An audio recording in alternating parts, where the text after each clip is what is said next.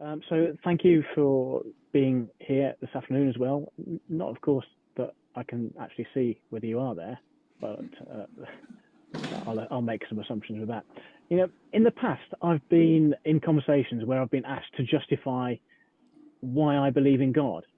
And the underlying implication of that is that, well, surely such a belief cannot be rational to believe in God. In a modern world where scientific understanding has advanced our knowledge about the world and the universe in which we live to the extent that it clearly has. Well, I'd like to just flip that assumption around and ask, well, how can not believing in God be rational? Um, uh, Rather than asking me to rationally justify the existence of God, if you happen to be someone that doesn't believe in God, how about you having a go at justifying the rationality of that? And you might think that that should be child's play, but we'll get to that in a minute. Just to make sure we're all on the same page, let's deal with a little bit of terminology to start off with. So, as you might expect, with the subject of to do with not believing in God, then someone who doesn't believe in the existence of God is called an atheist, and we're going to come across that word quite a lot this afternoon. The other word that will pop up a little bit is the word agnostic, and that simply means someone who is not sure or someone who is undecided, doesn't know whether they believe in God or not. Let's also set some expectation. So we've taken a Bible reading at the beginning, and we're going to return to that passage right at the end. But I'm not going to be turning up any other Bible passages throughout this talk, and the reason is this. Well, I don't know the beliefs of all of you in the room. There may be some who don't believe in God, atheists. And there may be others who are not sure whether they believe in God, and agnostics, in other words. Now, if you're an atheist and don't believe in God, you probably won't be interested in me quoting the Bible at you as some sort of proof. So we're not going to turn to there until the end. Also, you might be thinking about how, if I'm a believer, how do I approach someone who I know to be an atheist and explain to them why believing in the existence of God is the same thing applied, really. So it's going to be difficult to show convincing proof from the Bible to an atheist when they neither believe in the existence of God or therefore the written word of God. So throughout this afternoon, then we're going to be looking at some words of eminent, world-class scientists who are at the top of their field. I suppose the other thing to mention is that a lot of this material has come from Dr. Stephen Palmer from our community, and from reading some of the works of John Lennox.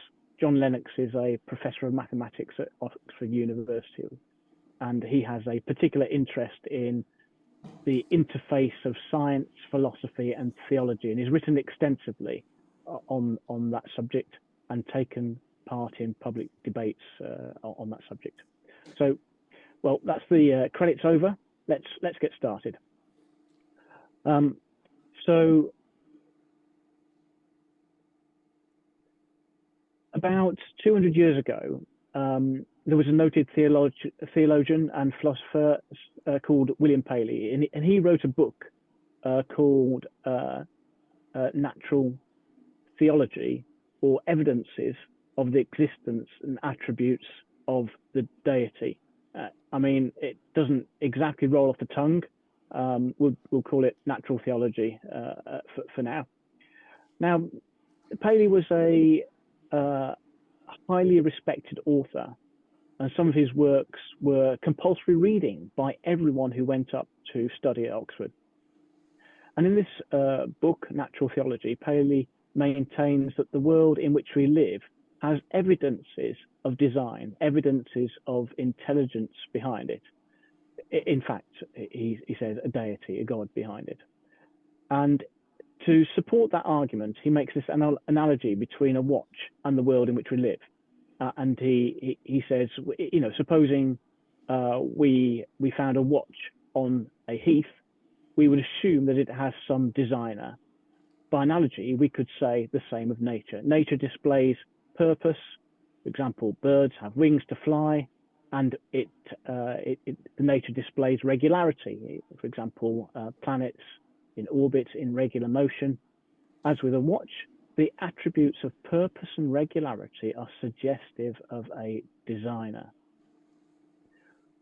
Well, about 25 years after Paley wrote this book, Charles Darwin went up to study at the University of Cambridge. Darwin was initially very impressed with Paley's arguments, but later his views started to diverge as he started his work studying the natural sciences in the Galapagos Islands. The scientific expedition that he went on the HMS Beagle took 5 years, and he arrived back in Britain in 1836 and began his work on a theory of natural selection based on the variation, the small variation that he observed in the population of finches on the Galapagos Islands. Now, Darwin worked on that theory for 20 years and only rushed it into print when a contemporary of his, also working in the same field, a Welshman, Alfred Wallace, wrote to him about similar ideas that he was independently thinking of. The idea was that small adaptations, variations that can be seen in a species could also be extrapolated to explain the significantly wider variation seen across species, from one species to another. And I think this was a joint enterprise, a collaboration between Wallace and Darwin. But when the theory was published in Darwin's book, The Origin of the Species in 1859, I guess forevermore, it's been associated with Darwin and become, Darwin's theory of evolution. So in a nutshell, then the theory that he postulated was that observing small variation within species could and maybe be expanded to explain large variation evolution across the species, to encompass, something that encompassed the whole panoply of animal life, including mankind, that we see in the world about us. And this idea was visualized in this drawing, a tree where the more complex creatures were in the higher reaches of the branches. The further out you go to the periphery, this is, you can't probably see it, but there's these lines across here which are associated with the geological strata. So the idea is that as time goes on, starting from here, you have the lowest forms of life expanding and evolving into the higher forms of life that we can see in the world around us today.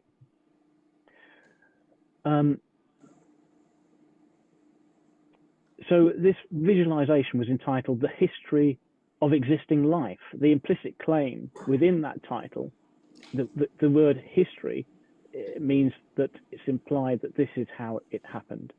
The problem was Darwin didn't have a mechanism for how it happened. He'd observed small variation and he'd generated this theory, or they'd generated this theory between them, that this small variation could also be extrapolated to involve a large variation across species. And yet he had no idea how this could happen until another biologist, Gregor Mendel, started publishing his work on a new form of science, the science of genetics, in the mid-1860s. And this is where the theory of evolution between species started to gain traction. There was now a potential mechanism for evolution, that of genetic mutation. Perhaps the characteristics of species being passed on from one generation to the next could be affected by genetic aberration, a mutation, resulting in a new species if these mutations were advantageous and sufficient time allowed for them to develop.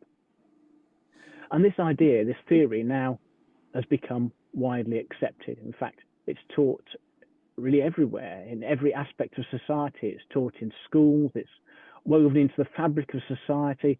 Every TV program, for example, that we might watch, especially anything with David Attenborough in it, national treasure though he is, I personally find his relentless presentation of evolution as an unquestionable fact grating. So whether it's TV or any book we might read, whether it's textbook or fiction, all of them assume evolution to be proved and beyond doubt. And this assumption is a start point. This assumption that the start point of evolution is a fact. There's no question about it that needs to be answered. It's simply accepted as a given fact by most people, but not by all. I think I said earlier that we're going to look at some words by various scientists, and here are some. So there was a paper written by Professor of Bacteriology at University of Bristol, Alan Linton, and he wrote this paper called what is it? I can't quite see it. He wrote a paper on bringing molecular biology into the fold, and don't forget, he is an evolutionist. He believes in evolution, but he's bemoaning the sparsity of evidence for evolution and expressing his frustration. He's saying that the theory of evolution has been around a long time, and his frustration is that why is there still no evidence? Pointing that out, that in his own particular field of bacteriology, it is an ideal scientific area in which this research into genetic mutation could be done because of the speed of replication within bacteria. Let's read it. He says, but where is the experimental evidence? None exists in the literature claiming that one species has been shown to evolve into another. Bacteria, the simplest form of independent life, are ideal for this kind of study, with generation times of 20 to 30 minutes and populations achieved after 18 hours. But this is my highlighting and underlining, but throughout 150 years of the science of bacteriology, there is no evidence that one species of bacteria has changed into another. He's saying no evidence that one species of bacteria has changed into another, let alone it carries on. Since there is no evidence for species change between the simplest forms of cellular life, it is not surprising that there is no evidence for evolution from prokaryotic to eukaryotic cells. I'm not sure what they are, but nevertheless, let alone throughout the whole array of the higher multicellular organism. So let's just pause there and let that sink in. See, the first thing that one does in science is that if a surprising result is received, it is to replicate the experiment. Can it be repeated? And universities will be vying with each other to verify or disprove the new discovery. And yet there has been no discovery, he says, no evidence, no replication of results showing the possibility of evolution, even in bacteria, the supposed simplest of life forms. So evolutionist though he is, he is worried that no one has managed to replicate an evolutionary event that could validate the theory of evolution. Here's a few more words. Let's look at these words from Professor Simon Conway. He's a professor of paleontology, the study of fossils, and he is an evolutionary biologist at Cambridge University. He's an authority in his field. He believes in evolution. And in year 2000, he wrote and published a paper. I got the previous one wrong, so it's this gentleman that wrote about bringing molecules into the fold. And he says, when discussing organic evolution, the only point of agreement seems to be it happened. Well, I don't agree with that point, but if we listen to others better qualified to me to hold a scientific view on the feasibility of evolution in a few moments. But here he is saying that even amongst those who believe in evolution, all they can agree on is this: that there is. He says that there's little consensus, which at first sight must seem rather odd, given therefore this history and the most recent spectacular advances in molecular biology, and that's the gist of the quotation. So he's effectively saying that there is, beyond that it happened, there's no agreement about how it happened. Picking up on Professor Philip E. Johnson. Now, Professor Johnson is not a scientist by profession. He's a law professor in the United States of America, but he is the founder of the intelligent design movement. And it's said of him that he's the lawyer who puts Darwin on trial. And he says this: philosophical naturalism, naturalism, let me just explain, is a belief that only natural laws and forces, as opposed to supernatural ones, operate in our universe. So he says that philosophical naturalism is so deeply ingrained in the thinking of many educated people today, including theologians, that they find it difficult to imagine any other way of looking at things.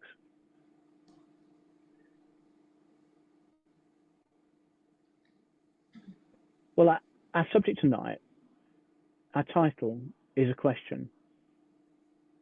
And it's a question, it questions the rationality of not believing in God. But we have to recognize that that there are many who don't believe in God. And you, in fact, for all I know, may be one such person. Let me say, though, that not believing in God is in some ways a modern phenomena. Let me explain what I mean. For thousands of years, then scientific thinking lay comfortably alongside the belief in the existence of God. Even when we got to the 1600s, when the microscope was invented and Galileo started peering through telescopes, there was no conflict between science and a belief in God. In fact, scientists were often inspired by their belief in God to search deeper into what they understood to be his creation. It was the advent of Darwinian thinking that started to question the role of the creator 150 years ago or so. But I would say that it's in this last 20 to 30 years that this attack on God and on religion and on those who express a belief in God or hold religious views has become more aggressive, more vocal, more strident. It has, in fact, it seems, turned into a movement that is called by some and is labelled in the press as the New Atheists. And one of the more outspoken proponents of this movement is Richard Dawkins, who is professor or was professor for public understanding of science at Oxford University. Now, Richard Dawkins participated in the Atheist Bus campaign in 2009. He sponsored this advert that you can see on the screen with some thousands of his pounds of his own money. The advert said, "There is probably no God. Now stop worrying and enjoy your life." Actually, let me make my own comment on this. It's a personal view, but I find the philosophy expressed in this advert depressing, shallow, and devoid of hope or any compassion. It says that there is no meaning in life apart from the enjoyment of life. How hedonistic is that? And it says there's no hope beyond it. It also fails to recognize that to enjoy life may not be within the power of many who suffer privation and oppression in this world. Anyhow, when yeah, let me just mention this one. That it so happened that when later on from this this advert, so this was in about 2009, and Dawkins turned down a public debate with the Christian apologist William Lane Craig in 2011. So it's only a couple of years advert, and there were adverts placed around Oxford with the parody of this slogan, which said, "There is probably no Dawkins. Now stop worrying and enjoy the 25th of October." Yeah, that was a parody of the advert that Dawkins was influential in putting out. There are some other things that Richard Dawkins has said. He said that Darwin has made the God hypothesis, that's his inverted commas, not mine, redundant. It seems he thinks that he thinks that evolution has explained everything, including the origin of life and macroevolution across species, while others I'm going to show you do not agree. He says that religion is dangerous, so he and others are not content to come to their own beliefs about God and religion. The new atheist movement, Dawkins being a main proponent of it, wish to aggressively press their own views on others and claim that religion itself is dangerous, hence the advert. He says that miracles are unscientific. He then goes on to say that, or has said in the past, what sort of God would create suffering, and that actually is a different subject. We're not going to tackle that today, but whilst it is a difficult subject and the answers are never easy, the Bible does, I believe, give answers about suffering. It talks about suffering, and incidentally, from Dawkins' comment, you'd suppose that that Darwin and atheism has solved all the questions that you could possibly ask through evolution. You might have supposed that that Darwin himself was an atheist, which is correct. Towards the end of his life, he was his latter part of his life, but he wasn't for much of his life. Even whilst he was working for the most part of the 20 years on the theory of evolution, he was still a believer in God. He, it is said, apparently lost his faith in God when his young daughter, aged 10, died.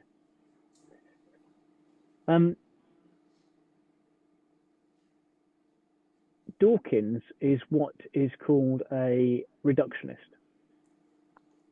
His definition is this. His definition of reductionism is this: the universe is nothing but a collection of atoms in motion. Human beings are simply machines for propagating DNA. And the propagation of DNA is a self-sustaining process. It is every living object's sole reason for living. Well, many, including other scientists and equally qualified professors, disagree with Dawkins on this point. One, I've mentioned him earlier, John Lennox, professor of mathematics at the same university as Dawkins, had this to say. What shall we think then of human love? So this is in answering the reductionist argument that we're nothing but a collection of atoms in motion. What should we think then of human love and fear? Are they meaningless? Are they meaningless neural behavioral patterns? What should we make of the concept of beauty or truth? Darwin also had his doubts. It's termed Darwin's doubt. I'm not sure whether he termed it that, but this is what he wrote at one point in time. With me, the horrid doubt always arises whether the convictions of a man's mind which has been developed from the mind of lower animals are of any value or at all trustworthy. And I think the summary from Sir John Polkinghorne. So Sir John Polkinghorne was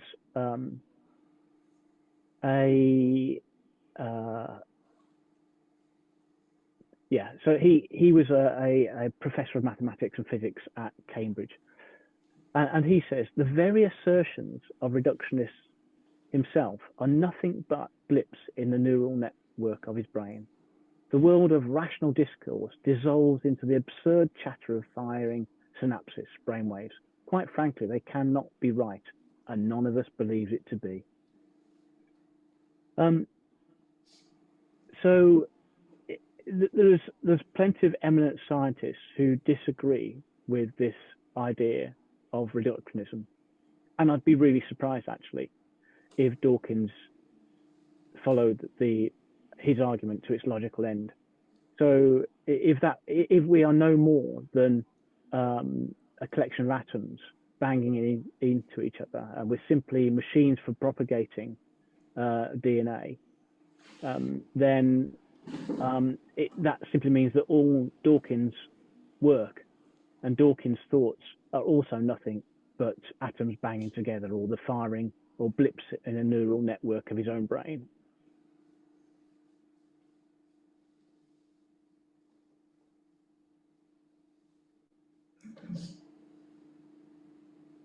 Let me just gather my thoughts on where we've got to. Okay, now, by now, you might be thinking that I've been scouring the internet for the past 20 years to find the very few odd, obscure scientists that support this point of view. So I'm going to show these results of a survey. In 1916, then 1,000 scientists were chosen at random from the 1910 edition of American Men of Science.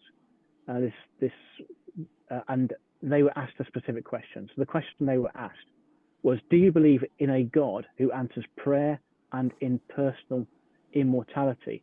So this is really quite a specific question. It's not asking, do you have a vague notion about intelligent design? Do you believe that there's some designer or some spiritual being out there somewhere? It's really quite specific. It's a very searching question. You can't hedge your bets on this question. There's no room for vagueness. And the results were this. Out of the 1,000, 70% responded. And about 42% said yes, they did believe in God in that way, a God that answers prayer, a God and in personal immortality. About a similar amount, 42% said that they didn't believe that was true, and just over 16% didn't know, they're agnostic.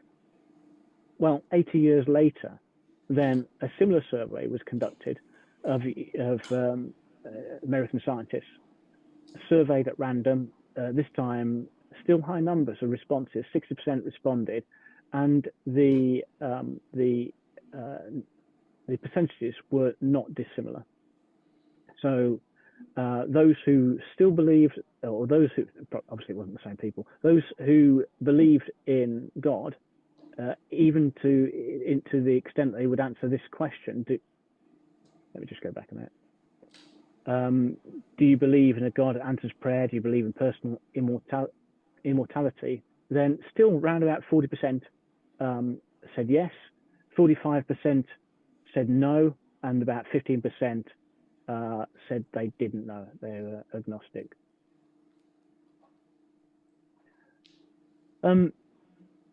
So I think what this means is that we can be assured that there are a substantial number of scientists that believe in God. If we only listen to the strident voice of new atheists and the like, then we can be forgiven for believing that more or less there's no one left in the world that believes in God apart from the stupid and deluded. And this is far from true. Not only do many people in the world have what they would say are entirely rational beliefs in God, but many eminent scientists do as well. In fact, even after 80 years, even after the level of advancement in scientific thinking that has happened in that 80 years, there's still more or less the same amount believing God as those who say they don't. Well, one such scientist is Francis Collins. You may have heard of him.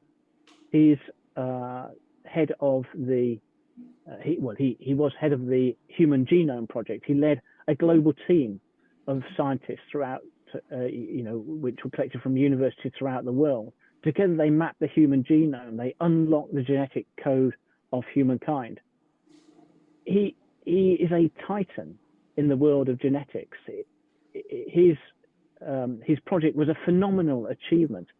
He is a phenomenal scientist. Francis Collins is a Nobel Prize winner for the work he did. By no stretch of the imagination could he be categorized as random or obscure.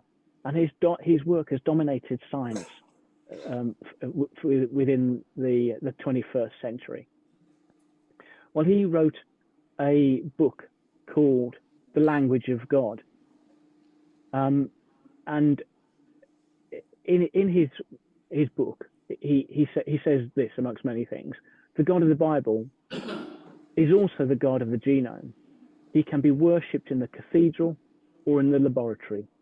His creation is majestic, awesome, intricate, and beautiful. Nobel Prize winner in genetics. He gives 4 reasons in his book why he believes in God and why he believes that's rational. They're summarized below. He says these things cannot be explained by atheism. Some of them we'll look into a bit more than others, and some we'll skip because we don't really have time. So the first one then, there's a moral law. And what he says is that atheism cannot explain altruism and self-sacrifice. So, atheism, based on Darwinian thinking, survival of the fittest, can't explain why some people would be willing to sacrifice themselves or their own interests.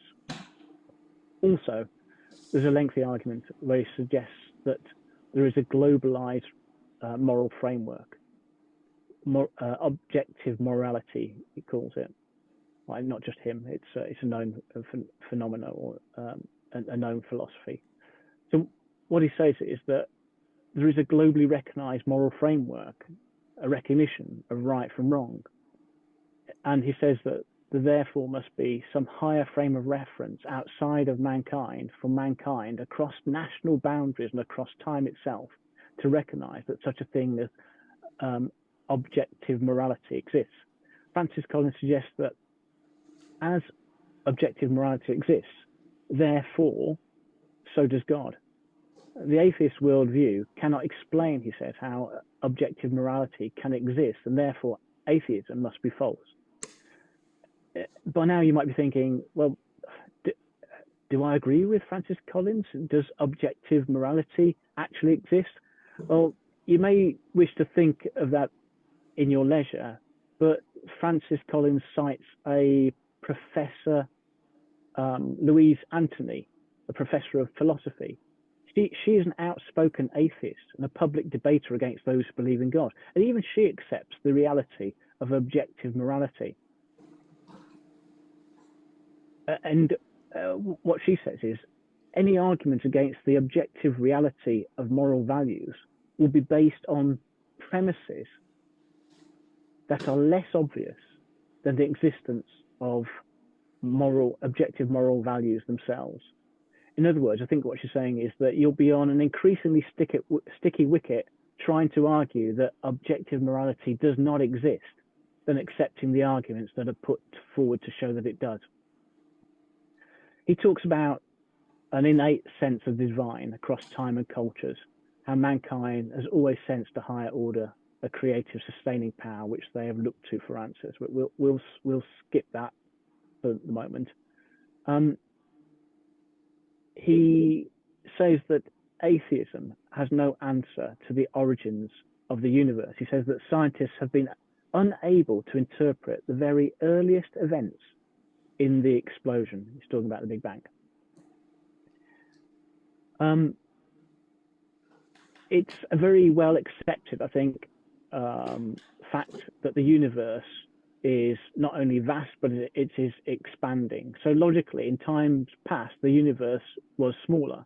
And if we go far enough back in time, we reach a point when the universe came into being, from whence it started expanding. In other words, the Big Bang. It is that event that Francis Collins is saying that brought about the universe and the laws that govern the universe. And when extrapolating back and back and back towards that point, then the laws of physics and science that govern the universe cease to work when you get to that point. In other words, there was something before that event that cannot be seen, cannot be calculated, cannot be interpreted. This is something that atheism has no answer for. Observing the working universe cannot help us understand the event that brought that universe into being. But that is all the naturalist atheist will countenance. To look outside the observable natural world is accepting the supernatural, which of course is contrary to atheist thinking. The fourth reason, he says, that he believes in God, and the fourth issue that atheism cannot answer is the anthropic principle. So what is that? Well, this is how he puts it in his book. The anthropic principle is everything is just right for supporting life in this world. That's in summary what the anthropic principle is. He speaks of looking at the universe and seeing that the fine, this is what he says, the fine tuning of the universe is seen most clearly in the values of the constants of nature. There are many such constants, the best known of which specify the strength of the four forces of nature: the strong nuclear force, the weak nuclear force, the electromagnetic force, and gravity. If these forces took on even slightly different strengths, the consequences for life would be devastating, he says. And this is supported by many. There's some words from Dr. Hugh Ross, a Canadian astrophysicist, and I think he's also a theologian, a minister. And this is what he has written. It has been stated that scientists have discovered at least 850 examples, he says, of fine-tuning within our universe. And this number of examples is increasing all the time. Here's an example of one of them. He says, if the strength of gravity were to change by one part in lots and lots of noughts, and I can't remember how many noughts there were, but it's an unimaginably large number, one part in that many parts, then life on in this universe would not be permitting.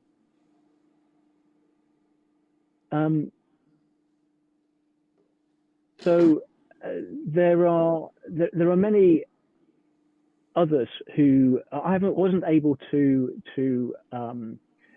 find these actual figures elsewhere in terms of the 850, but there are many scientists that have written to endorse this anthropic principle, saying that the fine-tuning is without doubt.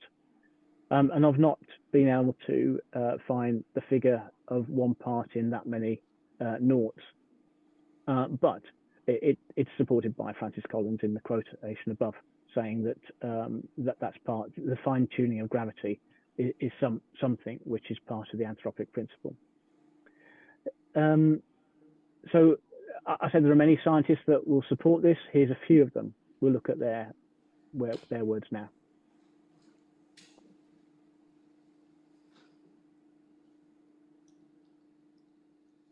So this first one is a quotation from Freeman Dyson, not of vacuum cleaner fame, I think. Freeman Dyson was a British American theoretical physicist, a mathematician known for his work in quantum field theory, astrophysics, random matrices, mathematical formulation, a list as long as your arm. And he was professor at the University in Princeton. And this is what he said: the more I examine the universe and the details of its architecture, the more evidence I find that the universe, in some sense, must have known we were coming. Now, he doesn't actually say the word God, but he does endorse the anthropic principle. In other words, it's astonishing, it's unfathomable, the fine-tuning that we find in the universe and the details. The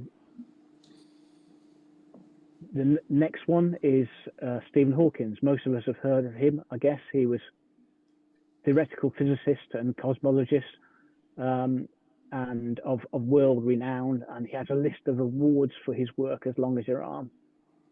And this is what he said: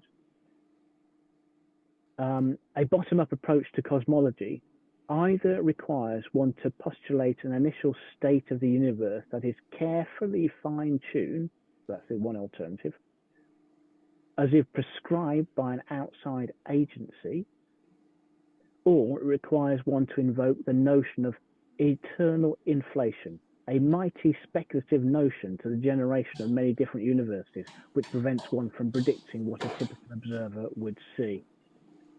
Well, he doesn't actually say the reason for this fine-tuning, this outside agency. He doesn't actually say the word God, but he does say it's from outside the natural world in which we inhabit. In other words, if it's outside nature, then it's supernatural. What does he mean by eternal inflation? Then the multiplicity of universes. Well, if some people try to postulate that whilst we might be surprised at the fine-tuning in our world, that it is so absolutely just right to support life, they suggest that, well, if there was an infinite number of universes, then anything is possible, including that one is just right. That might sound plausible, but this is a self-defeating argument. If we follow that through, if there really is an infinite number of universes with an infinity of possibilities, then it is equally as possible that in one of those universes that there is an omnipotent, omnipresent, all-powerful God. And if such a God is omnipresent and all-powerful, then it's also present in all the other universes, including ours. That's a self-defeating argument. The quotation from John Lennox, we've already spoken of him, mathematician at Oxford. Either human intelligence ultimately owes its origin to mindless matter, or there is a creator.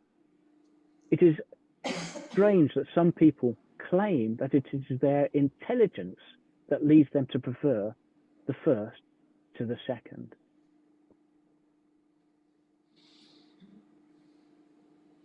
There was a world-renowned philosopher, English philosopher, called Antony Flew. He wrote a famous book.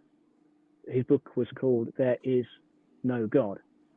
He was a philosopher, English philosopher. He worked in the philosophy of religion. He taught philosophy at universities of Oxford, Aberdeen, Keele, Reading in the UK, and also York University in Toronto.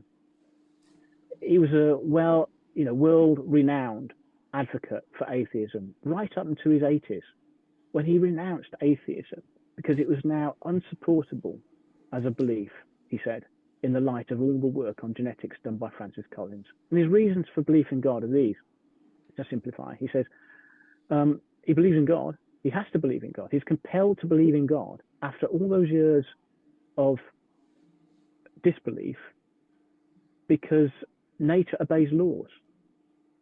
There is a rational universe. He has to believe in God because of the origin of intelligently organized life. In other words, the life from non-life. How did life start? How was life created?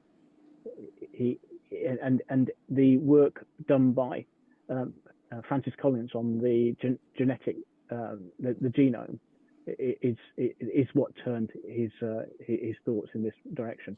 And the last one is the existence of nature. In other words, how did the universe begin? It's unexplained by atheism. And what he says is that his conclusions are, towards the end of his life, when he had reviewed in the light of the Genome Project his beliefs in atheism, he said, if the universe had a beginning, it became entirely sensible, almost inevitable, to ask, what produced this beginning? Modern cosmologists seem just as disturbed as atheists about the potential theological implications of their work, i.e., everything from nothing. You either have to believe that it came about everything from nothing, or something has always been there, or something was created by a power outside our universe. And so those are the things that he was compelled to believe in. Now, I said we'd come back to the quotation we read together. Now, I've picked out the salient points from that passage. So the things that God did to create the universe, the atheist has attributed to the universe itself. The Bible says that is a lie. That the Bible says that that's a deceit. And as I think we've seen, there are many scientists that also see it that way. And this is what that passage says, looking at verse 20. For since the creation of the world, God's invisible qualities, his eternal power and divine nature, have been clearly seen, being understood from what has been made, so that people are without excuse. And then it goes on towards the end of that passage saying, people that don't accept that, they have exchanged the truth about God for a lie and worshipped and served created things, the universe, for example, rather than the creator. So our conclusions then are this. To assume evolution from the small to the large, from the macro to the micro, from the variation within kind to the evolution across kind, is a step of faith. To believe that life came about by chance is a leap of faith. To not believe in God is an act of faith. It's an act of faith that many in the scientific community do not share. It's an act of faith that ignores the logical alternative, and it rejects the offer of salvation from death that God has made. And so I ask you, if you don't believe in God, how can that possibly be rational? Thank you.